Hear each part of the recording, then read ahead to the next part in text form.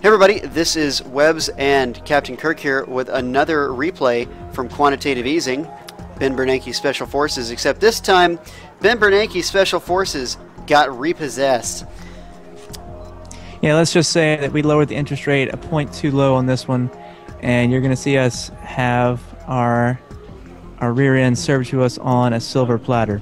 There was definitely a run on the points banked for PACT on this one, but really only by one player, that one player being Salon up here, deploying his stuff, getting ready to move down toward Delta that we'll see very quickly. So right now we're in the deployment phase as usual, deploying our Chinooks and Fobs, moving them around here. Captain Kirk and I are going to be taking the left flank over by Charlie, Foxtrot, Juliet, and Delta, and we're going to go for a severe point advantage here, taking Juliet, Foxtrot, those things, trying to get points in order to call in additional units. So deploying Chinooks here, getting command trucks ready to go. Looks like Lanissum is already starting to deploy units. Spartans, he's going to be moving fast infantry up into the woods and hotel, trying to deploy infantry into cover so that he can harass any kind of armor that may be moving through there. So as you notice here, there is a little bit more forest cover on the right flank of the map, which makes using infantry a little bit easier. The left flank of the map pretty much straight open, a few hills here, which I'm going to maintain control of during the course of the map up here between Echo and Charlie, which is where I'm going to put my mortars once they're deployed. But what you're going to see here is Salon deploying some very fast and ranked, oh my, I didn't even notice that the first time around, fast and ranked infantry units, anti-air, and anti-tank. I don't see any infantry units. I think you're seeing things here. I'm hallucinating here. Those are, in fact, and more anti-air units. So we're looking at, he's got two Buratinos, which are some MRLSs, and then basically just a straight-up cavalry tank and tank destroyer core. And as you notice, these Zahalos here are fully vetted. It's going to make them incredibly dangerous. He's already positioning them over here by the road so that they can move fast the minute that this game starts. These guys, if we take a look at the unit info here, if we look at all of his stuff, the Buratino's moving at 55 kilometers an hour, not too fast. His armored recon moving at 85 kilometers an hour, going to be able to get down there very fast. The Strop 2 anti-aircraft artillery with the twin autocannons and the SAMs, 9 accuracy, 5 HE, moving at 100 kilometers an hour. 4 of those Strop 2s going to completely clear the skies of any kind of recon helicopters that we may deploy. The BMP 685s, 70 kilometers an hour. The Zahalos, 70 kilometers an hour.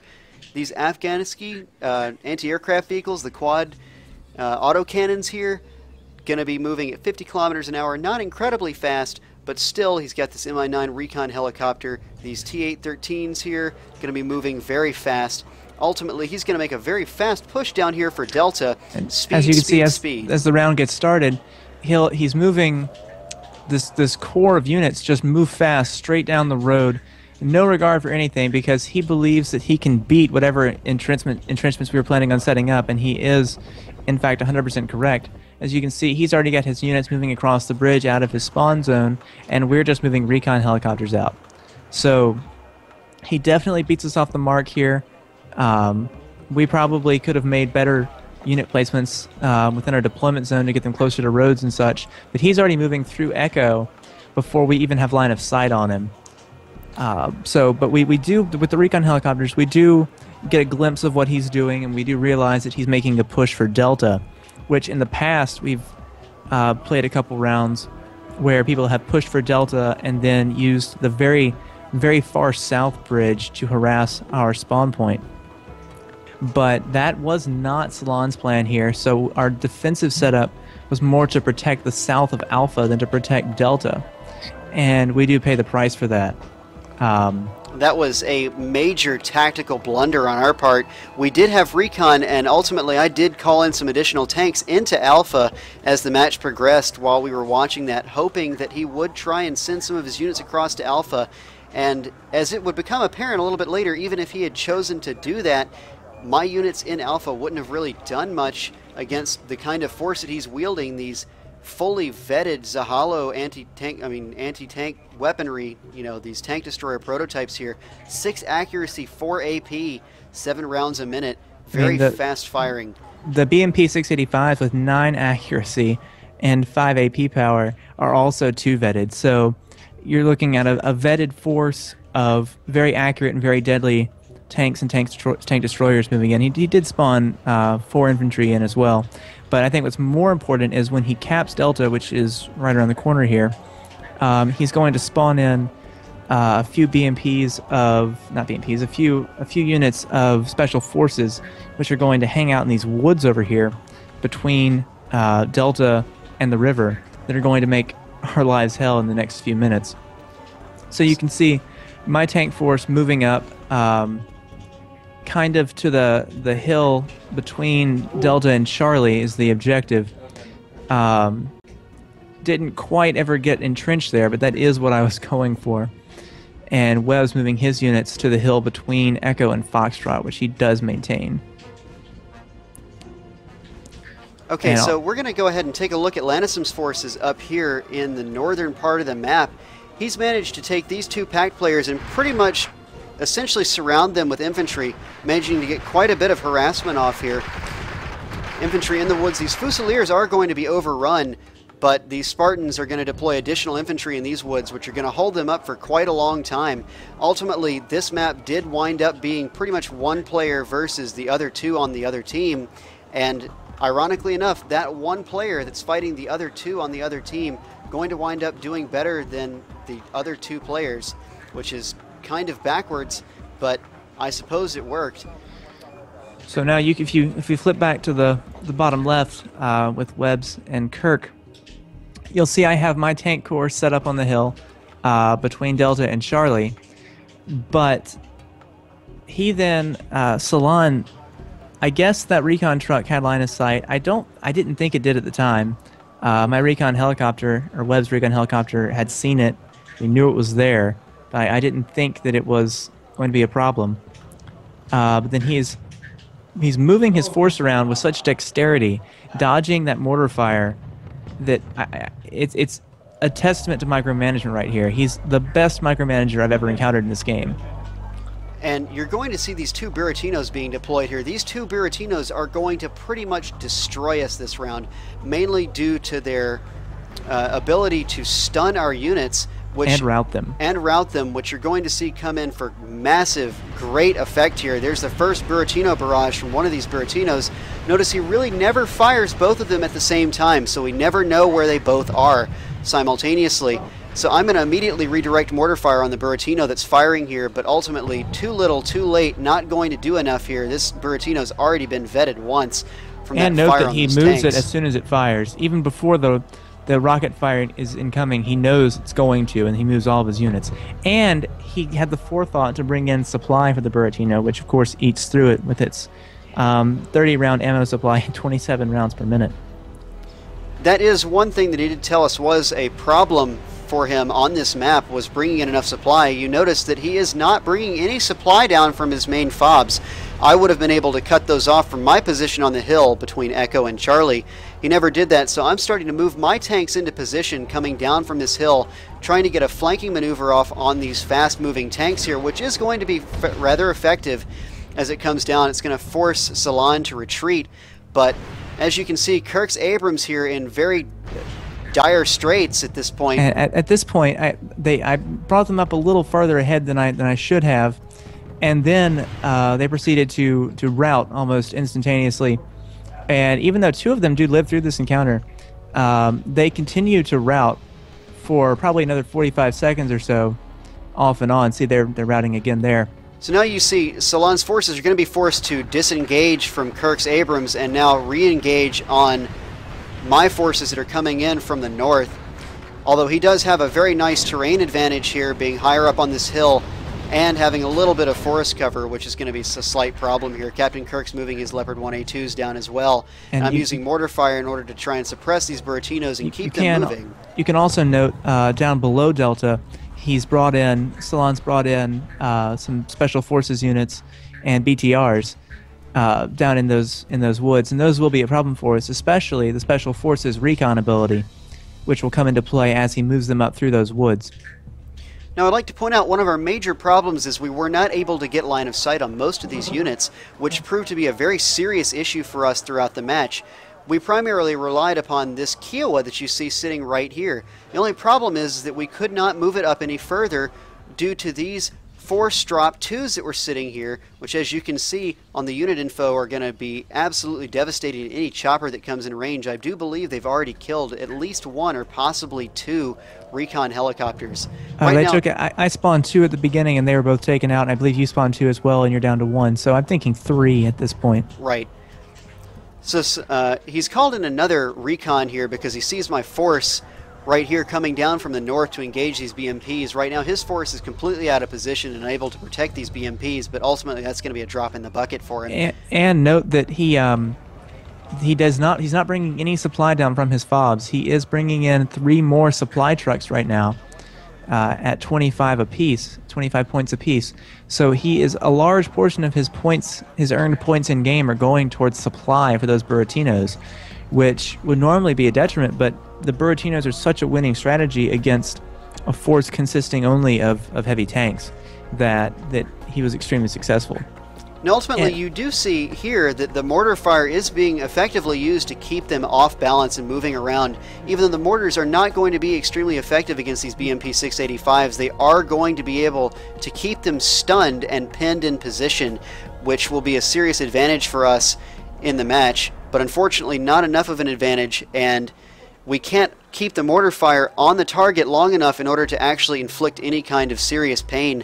So he's able to just keep microing these units around the map and eventually pin us in various different positions. You see his BRDM moving up into these forests up here into the north, which is going to be able to spot my tank blob, which is going to come into play a little bit later. Let's take a look at Lanissum's forces up here at the top, still managing to engage with these Fusiliers in very close combat. He's going to take out quite a bit of artillery, or armor here, rather. But he is going to get hit by Special Forces here, which are going to absolutely destroy his Fusiliers. Special Forces great for anti-infantry combat here. VPZUs in use by both of them. But he is flanking this Buratino with these 2 FV-103 Spartans here getting hit by choppers. But that's not going to be enough before they get in. The Buratino and this T-813 trying to retreat, but not going to be fast enough before Lanissum gets his infantry in the forest.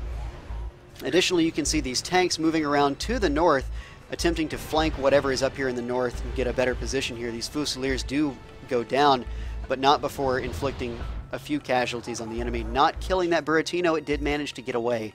Fully vetted Buratino at that. We have another group of Spartans moving in as well. They're going to try roughly the same strategy here, though I'm not quite sure how successful those are going to be, but it appears we have a little bit more action going on down in the lower left. You can see that he's microed his units back to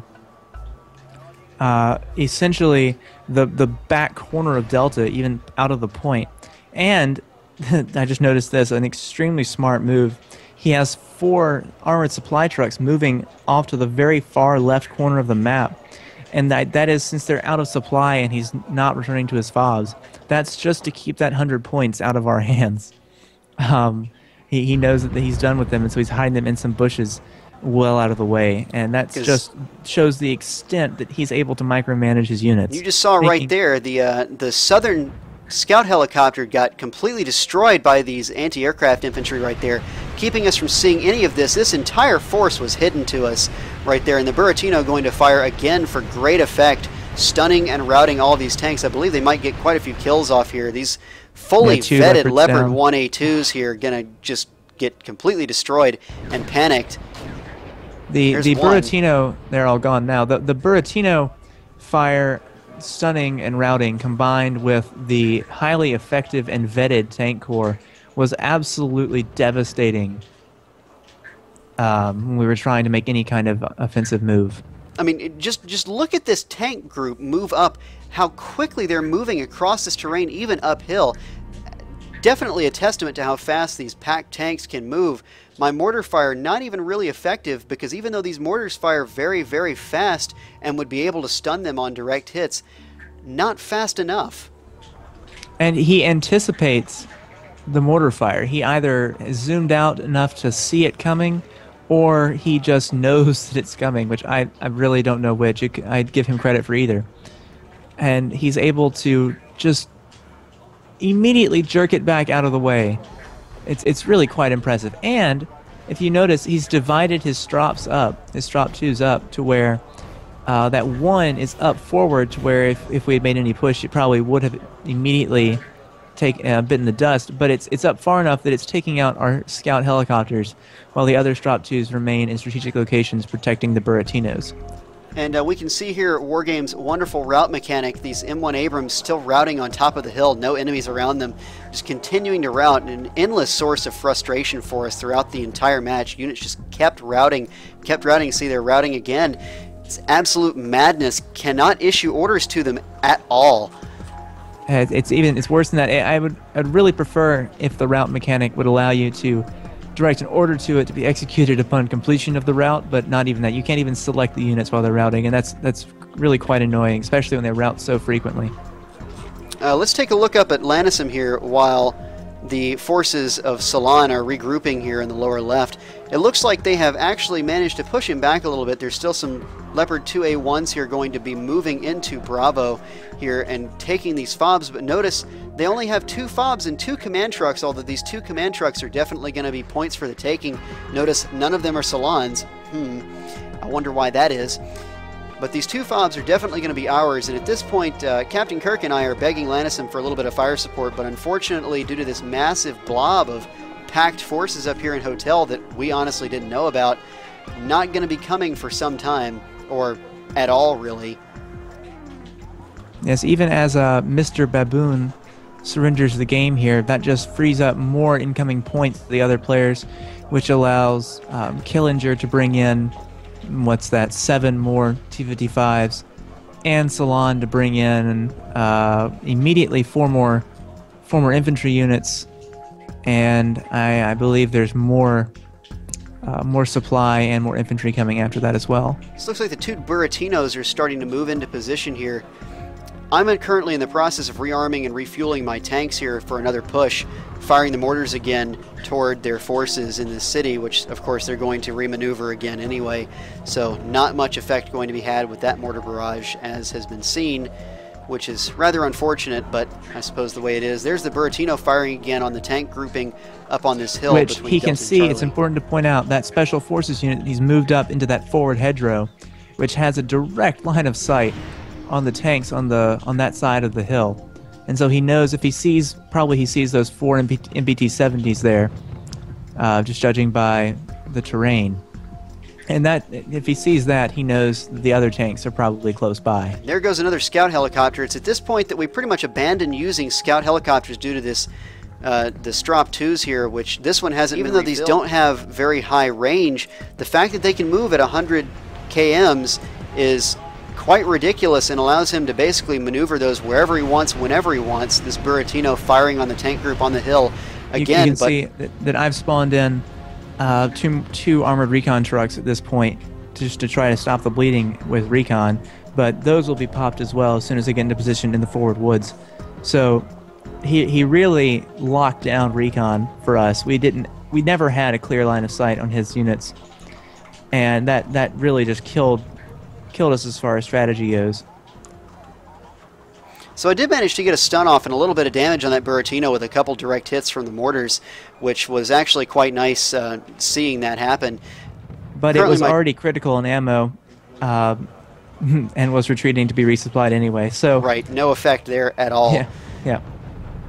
So again, I'm pretty sure that Salon is just sitting there laughing right there at the rest of his team failing to completely overrun Lanissum here with just paper-thin forces here, managing to hold them in Hotel. Had they actually made a dedicated push here, you can see all these forces back here up by India. Had they actually made a dedicated push or even tried to cap this point, they probably could have, but they just chose not to. It's AMX-30Bs about to engage these Spetsnaz forces in the woods here. It looks like they can't see each other quite yet. I suspect the Spetsnaz can see the AMX-30Bs, but for some reason they're not engaging quite yet. But the real fun is happening down here in the lower left. All of these tank forces are currently engaging. We have these BTRs and a little bit of a pincer maneuver But unfortunately, Captain Kirk's forces are not engaging them right now, which puts us at a strategic disadvantage here. Which, as you can see, they're moving up now, but as the MBT-70s and Abrams move into position, what's happening now is I'm losing line of sight on the tanks, and then regaining it briefly, and losing it again. And about that, by the time I figure out where they're going, Webb's forces have been routed and are retreating, and in fear of the Buratino, I guess, I pull back to the Chinook to resupply. So what I did not notice during this actual game was this BRDM-1 that's sitting in the corner here in these hedgerows. That BRDM-1 is ultimately going to cause me to lose this entire core of armored units right here, which is effectively going to destroy me as a fighting force, with the exception of these mortar carriers here and a couple of... You can see the routing mechanic at work over there too. And the thing is, these are in fact vetted Leopard 1A3s up to Vet 2, so very strange to see them continuing to route like that, but once again, hopefully something that's going to be addressed in the future. These Buratinos now starting to resupply along with the rest of these forces, continue to repair. There are supply units everywhere, additional supply units being called on these Colos. He's bringing in 3 more right now, yeah, the Colos. So these are going to be able to supply 1250 apiece, which is quite a bit. These T813s here bringing in also a lot of supply, but this is ultimately costing him a lot of points, especially if we can see here what PACT has. 3 points in Delta. They've lost Bravo, their spawn is gone, and 3 points in Hotel for a total of 6-point gain, whereas NATO has Alpha, Golf, Juliet, Foxtrot, and Charlie at the same time, and we're still not able to bring in enough units in order to actually do anything against I would think that units. if the third player on PACT had stayed in and taken his share of the points, Solana would not have been able to bring in supply at that rate, and we probably would have fared better against the Buratinos. I don't think he could have kept them supplied. Yeah, I do believe he was probably starting to get close to his supply cap at this point and being able to call in supply units, but ultimately the damage has already been done. Most of our capacity on high yield tanks, or high yield's probably not the right way to put it, the heavy tanks rather, is definitely out. We are pretty much all out of these heavy tanks. I'm calling in some additional Abrams at this point that are moving across Alpha, and some additional recon to try and move them into position, but that's not going to work too well. This Kerr's in range to shoot, which means it's in range to be shot. Mortars firing again on the city. I'm trying to peg his recon helicopter, which does in fact work sometimes. Unfortunately, he's going to get that thing out of there before it actually does anything, so not going to be super effective there. Also, we didn't even know these infantry were in these woods here, so that's rather unfortunate. Or in the woods, in the city here. Rather unfortunate, but so it goes. He actually moves his force into the city as it's being shelled, which is uncharacteristic of his playstyle. But I think he knows at this point, you know, with these fully vetted units here, it's not much is going to happen, so... And you'll notice... At this point... there's the Buratino fire on my tank units in the north. At this point, NATO actually has a point advantage over PACT. 36-57 to... Oh, well, the tide just turned. I was going to point it out before the tide turned, but it just happened. Until just now, NATO's had a point advantage, mostly thanks to Lanissum in the top right, with his infantry, his cheap infantry, taking off expensive tanks. Which, of course, is a good trade-off. You can see these Spetsnaz coming in here. If they don't get killed by these riflemen, they're certainly going to get killed by the Zippo.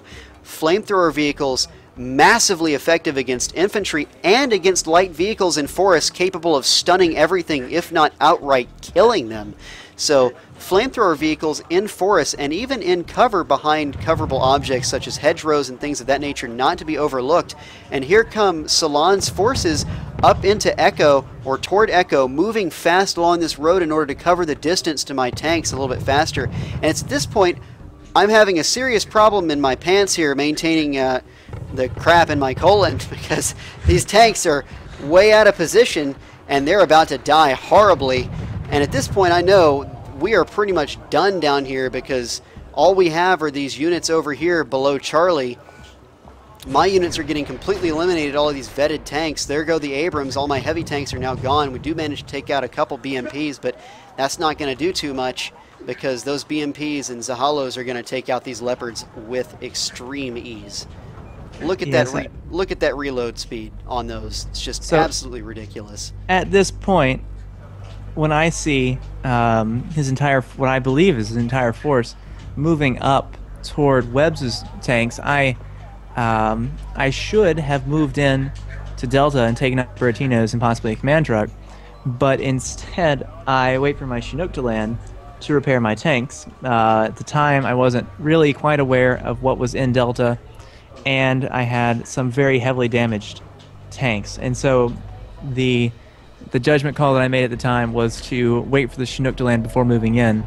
But as you can see, the Chinook has now finished resupplying the tanks, just as Salon is moving his forces back from destroying Webs.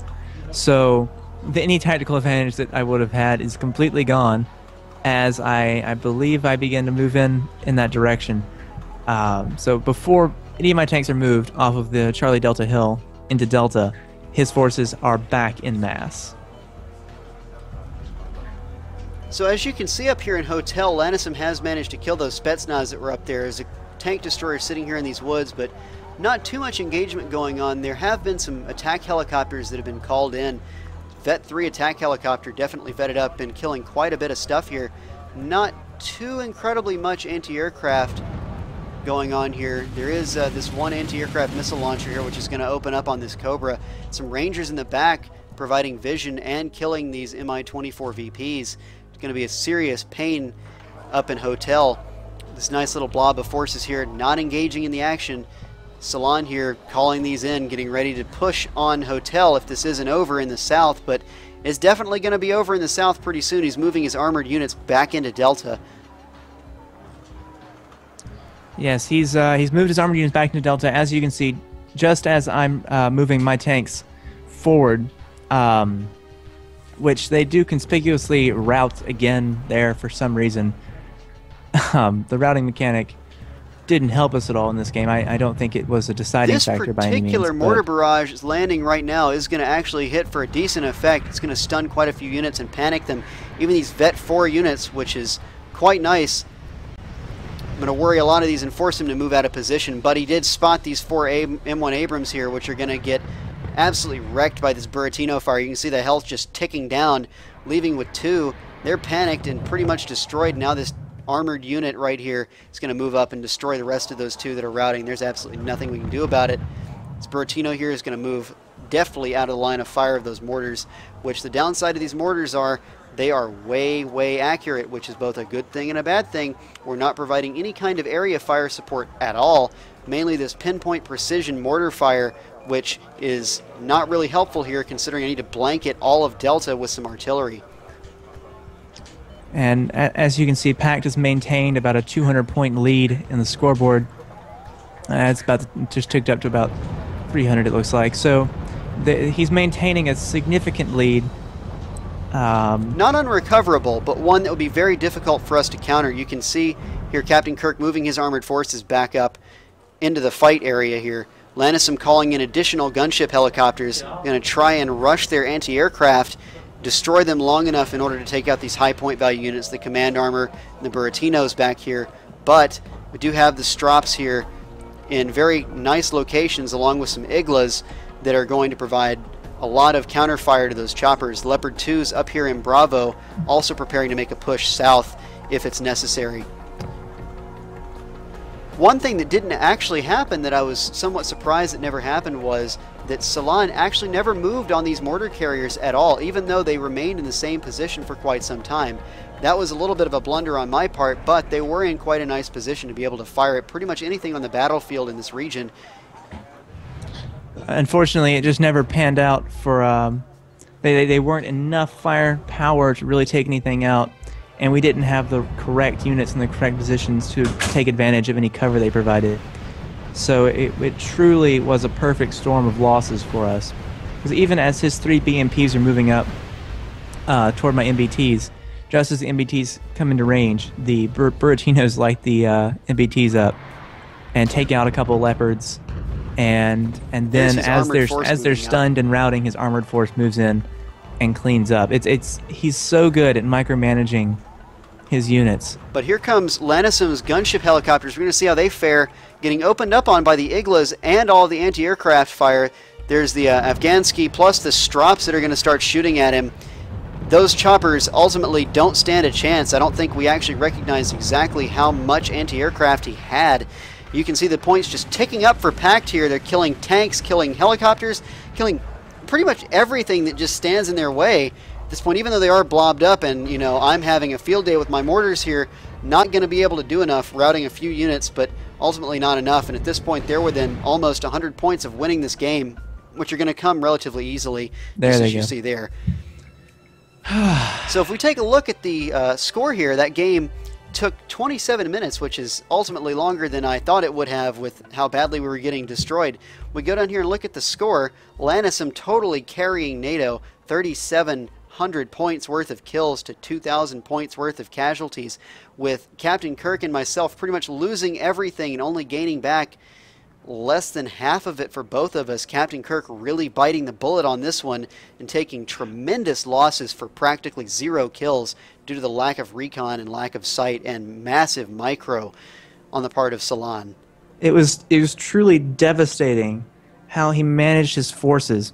Having the Buratinos separated and always perfect position with adequate supply, and then having a solid tank corps that he could. It was nimble enough to move around. All of his tanks, all of his BMPs were like what, 70 kilometers an hour? Yes. At minimum. So he had a fast tank corps that he could move around quickly to evade mortar fire and to go wherever the Buratinos were shelling to take advantage of the stuns and routes that he was generating. It was truly devastating. So if we, actually, just to show you how devastating it was, let's go take a look at PACT's score here. Salon raking in the kills, 4,295 points worth of kills, a lot of that coming from heavy tanks, absolutely destroying everything on NATO that we threw at him. We ultimately could find pretty much no good counter, and I think really the only way that we would have been able to counter him is just to do a straight push into that city, into Delta, to prevent him from being able to call on any units, and then blocking him in the north with something. I'm not really sure what, perhaps some very cheap tow jeeps or something of that nature. If I had had foresight or some kind of foreknowledge of this game, I certainly would have rushed some Scots or something into Delta right when the game started, just to set up a perimeter to maybe pick off his units as they came down the main road. But having no defenses in Delta from the beginning, and then not having anything that could counter the Buratinos, just signed our death warrant in the end. So that's pretty much it for this replay. Definitely one of the best micro players that we've seen here. Very, very effective with everything he fielded, ultimately allowing us very few kills, and the ones that he did were almost certainly on his terms, with the exception of perhaps the first engagement from the north. But that's pretty much it. Definitely not one that we really wanted to rewatch and relive that battle, but hey, you know, you learn from these losses and you learn to better control your units. Obviously these fast tanks extremely effective on these maps, especially because they are so damaging. Those statistics on those tank destroyers and the BMP 685s, very high for their cost, able to field a lot of those units, especially when vetted up so they don't rout and so they fire accurately and quickly. We can definitely see the results of that in this shoutcast. So for quantitative easing, that's all for this completely destructive match. Hopefully the next few shoutcasts we do, we won't lose. So until then, that's Quantitative Easing, signing off.